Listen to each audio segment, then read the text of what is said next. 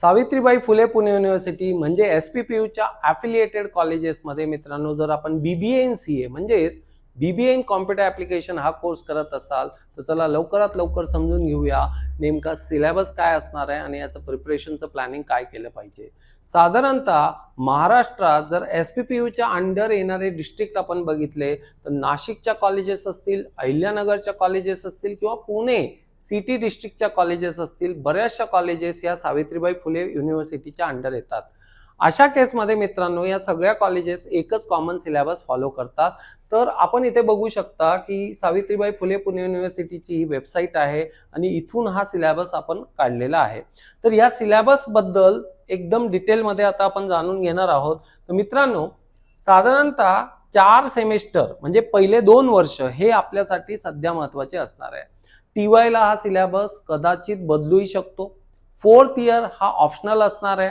तुम्ही ठरवायचं आहे तो ऑप्ट करायचा आहे की नाही करायचा आहे. तर डिग्री ही साधारणतः 3 वर्षाचीच असणार आहे. 4th इयर समजा तुम्ही कंटिन्यू केलं तर तुम्हाला ऑनर्स डिग्री इथे मिळते.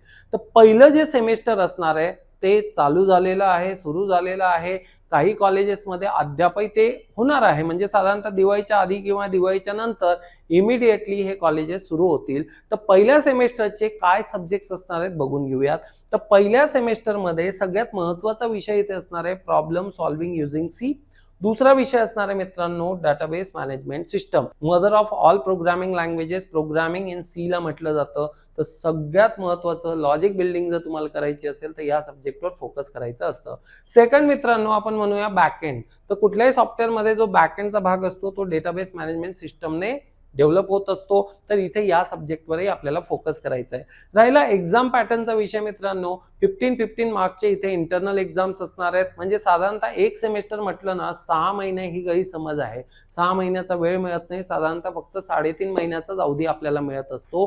आणि 3.5 महिने म्हणजे काय, तर साधारणतः 105 दिवस, 30 आणि 15 डेज. मित्रांनो या 105 दिवसात आपल्याला हे विषय प्रिपेअर करायचे आहेत. एक्सटर्नल एक्झाम जी असते ते तुमची 35 मार्काला असते. सिलेबस मात्र मोठा असतो. तर जरी 35 मार्काचा पेपर असला तरी हा पेपर मोठाच असतो. तर साधारणतः 50 मार्क आपल्याला प्रत्येक विषयासाठी इथे असाइन केलेले आहेत. 35 मार्काचा जेव्हा पेपर असतो 14 मार्क जे असतात ते पासिंगला इथे लागत असतात. आता तुमच्या लक्षात येईल सर फक्त 14, अरे पण हे 14 मार्क्स मिळवायलाही मित्रांनो इथे खूप इश्यूज होतात, कारण सिलेबस मोठा असल्यामुळे सगळे टॉपिक कव्हर होत नाही आणि एक मार्काची किंमत तुम्हाला पुढे कळते. इंटरनलला वेगळं पासिंग नसतं. समजा इथे तुम्हाला काही अडचण आली, कमी मार्क मिळाले, ते तुम्ही एक्सटर्नल मधून कव्हर करायचे असतात. इन शॉर्ट 50 मार्काचा हा पेपर असतो आणि साधारणतः एक लक्षात घ्या इथे तुम्हाला कॉम्प्रिहेन्सिव्हली मिनिमम 20 मार्क तरी मिळवायचे असतात, म्हणजे इंटरनल आणि एक्सटर्नल असे दोन्ही कॉम्बो करून. आता राहिला विषय मित्रांनो क्रेडिटचा. तर पहिल्या सेमेस्टरचे क्रेडिट तुम्ही इथे बघू शकता, टोटल 22 क्रेडिट्स आहेत. तर पहिले 2 सब्जेक्ट जे मेजर आहेत ते मी तुम्हाला सांगितलेत. Major is a major C programming and database management system. कुठलीही अडचण इथे व्हायला नको.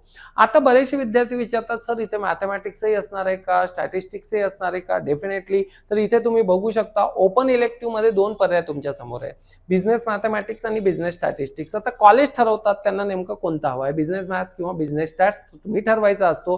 पण डेफिनेटली इथे कॉलेजेस आपल्याकडे ठरवत असतात. तर ह्या 2 विषयांबद्दल बोलायचं झाल्यास तुम्ही बिझनेस मॅथ्स घ्या किंवा बिझनेस स्टॅट्स घ्या मित्रांनो. इथे तुम्हाला न्यूमेरिकलचं प्रॅक्टिस खूप करावं लागतं.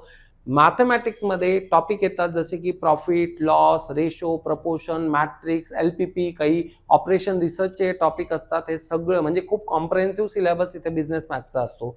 बिझनेस स्टॅटिस्टिक्स मध्ये measure of dispersion, measure of central tendencies हे 2 मेजर टॉपिक असतात आणि याच्या अंडर बरेचसे सब टॉपिक येतात. तर आपण जर कंपॅरिझन केलं तर अगदी आपण म्हणू शकतो प्रॉब्लेम सॉल्व्हिंग युजिंग सी असेल, डेटाबेस मॅनेजमेंट सिस्टम असेल, बिझनेस मॅथ्स असेल किंवा बिझनेस स्टॅट्स असेल, मित्रांनो अभ्यासाशिवाय इथे पर्याय नाहीये. ही तुम्ही आर्ट्स स्ट्रीम निवडलेली नाहीये, तुम्ही बॅचलर ऑफ आर्ट्सला नाहीये की वन नाईट तुम्ही स्टडी केला आणि दुसऱ्या दिवशी जाऊन तुम्ही पेपर लिहून आले. इथे तुम्हाला अभ्यासाला पर्याय नसतो, अभ्यास करावाच लागतो. राहिला विषय प्रॅक्टिकल्स. प्रॅक्टिकल एक्झामही असते का? डेफिनेटली इथे प्रॅक्टिकल एक्झाम असेल. प्रॉपरली लॅबमध्ये तुम्हाला स्लिप्स दिल्या जातात. त्या स्लिपवर जो काही प्रोग्राम येतो तो प्रोग्राम तुम्हाला इम्प्लिमेंट करावा लागतो. एक्सटर्नल लोक इथे येत असतात आणि एक्सटर्नल्स येत असल्यामुळे मित्रांनो प्रॅक्टिकल एक्झाम सुद्धा तुम्हाला सिन्सिअरली अपिअर करायची असते. तर लक्षात ठेवा, problem solving using C and database management system या दोन्ही विषयावर इथे तुम्हाला प्रॅक्टिकल्स असणार आहेत.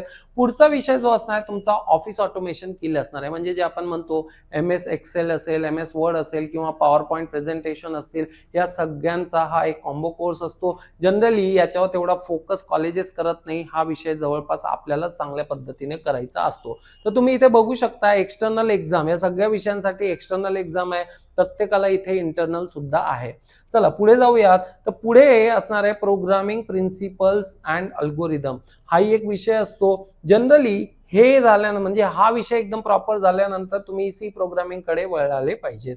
त्यानंतर मित्रांनो ही तुमची बिझनेस कम्युनिकेशन स्किल म्हणजे साधारणतः याला तुम्ही इंग्लिश असं समजू शकता. एन्व्हायरमेंटल अवेअरनेस खूप जनरलाइज सिंपलचा हा विषय असतो. याचं काही स्पेशल प्रिपरेशन नसतं. कॉलेजवाले थोडं दुर्लक्ष याच्याकडे करत असतात. पुढचा जो विषय असतो तुमचा असतो जेनेरिक IKS. हा जवळपास ऑल ओव्हर इंडियामध्ये प्रत्येका ग्रॅज्युएशन स्ट्रीमला हा विषय दिलेला आहे. खूप कॉमन विषय आहे. स्पेशल याचा काही वेगळा अति अभ्यास करायची तुम्हाला गरज नाहीये. फिजिकल एज्युकेशन कॉमन आहे.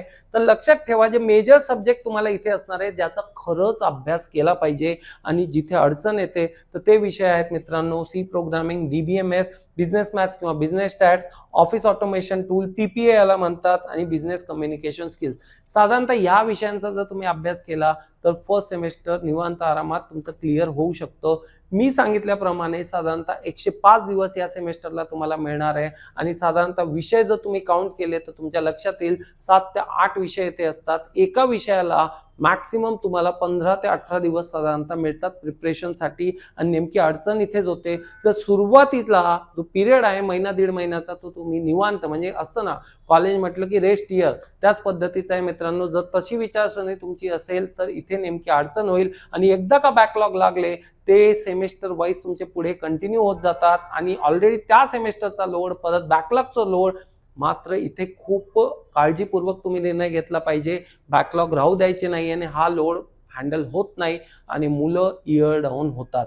तर लक्षात ठेवा की मल्टीनॅशनल कंपनीज ह्या कोर्स नंतर मल्टीनॅशनल कंपनीजमध्ये तुम्हाला अपॉर्च्युनिटी असते आणि ह्या मल्टीनॅशनल कंपनीची एक अट असते की कुठलाही बॅकलॉग तुमच्या ह्या इयर्समध्ये असायला नको.